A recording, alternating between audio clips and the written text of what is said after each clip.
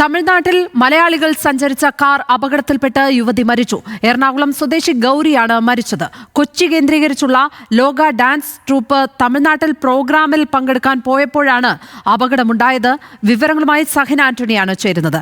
സഹിൻ, എപ്പോഴാണ് ഈ അപകടം സംഭവിച്ചത്? എങ്ങനെയാണ് അപകടം ഉണ്ടായത് എന്നാണ് അറിയാൻ കഴിയുന്നത്? വിവരങ്ങൾ. ലക്ഷ്മി, നമ്മൾക്ക് ലഭിക്കുന്ന വിവരമനുസരിച്ച് ഇന്നലെ വൈകുന്നേരം 3 മണിയോടുകൂടിയാണ് ഈ കാറ് അപകടത്തിൽപ്പെട്ടത്. 10 പേര് കാറിലുണ്ടായിരുന്നു.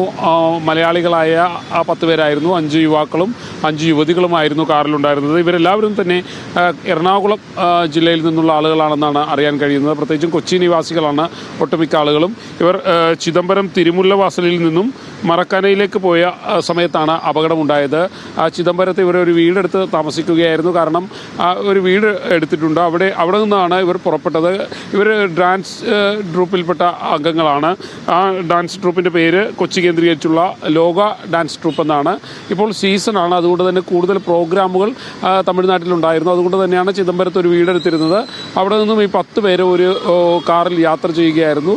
കാറ് ഇന്നലെ വൈകുന്നേരത്തോടു കൂടിയാണ് അപകടത്തിൽപ്പെട്ടത്. ഈ 10 പേർ ഒരാളൊഴിച്ച് എല്ലാവർക്കും ഗുരുതരമായ പരിക്കുണ്ട്. ഇതിൽ ഒരാൾ മരണപ്പെടുകയും ചെയ്തു. അത് എറണാകുളം സ്വദേശി ഗൗരിയാണ് മരണപ്പെട്ടത്. മനസ്സിലാക്കാൻ കഴിയുന്നത് ഗൗരി തൃപ്പൂണിത്തറ സ്വദേശിയാണെന്നാണ് മനസ്സിലാക്കാൻ കഴിയുന്നത്.